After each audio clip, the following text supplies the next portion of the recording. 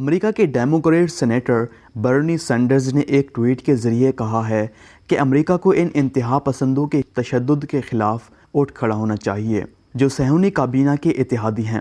Democrat senator کرس مورفی نے بھی کہا ہے کہ فلسطینیوں کو زبردستی گھروں سے باہر نکالنے کا کوئی جواز نہیں ہے اور اس کا سلسلہ بند ہونا چاہیے۔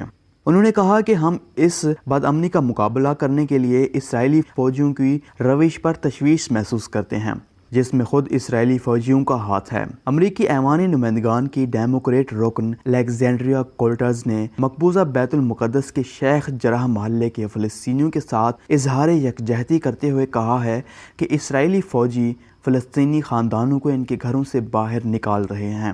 جو کچھ اس محلے میں ہو رہا ہے وہ غیر انسانی ہے اور امریکہ کو فلسطینیوں کے حقوق کا دفاع کرنا چاہیے۔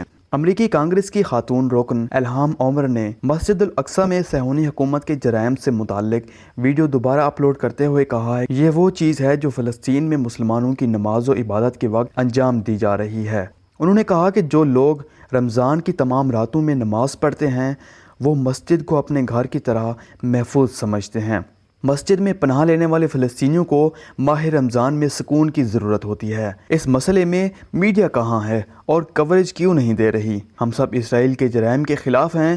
امریکی کانگریس کی ڈیموکریٹ سینیٹر الزبتھ وار نے کہا کہ فلسطینیوں کو شیخ جراح محلے سے زبردستی باہر نکالنا ایک نفرت انگیز اور ناقابل قبول اقدام ہے۔ ان امریکی سیاستدانوں کا احتجاج ایسے عالم میں سامنے آیا ہے کہ وائٹ ہاؤس نے ہمیشہ ہی فلسطینی عوام کے خلاف صہیونی حکومت کے مجرمانہ اقدامات کی حمایت کی ہے۔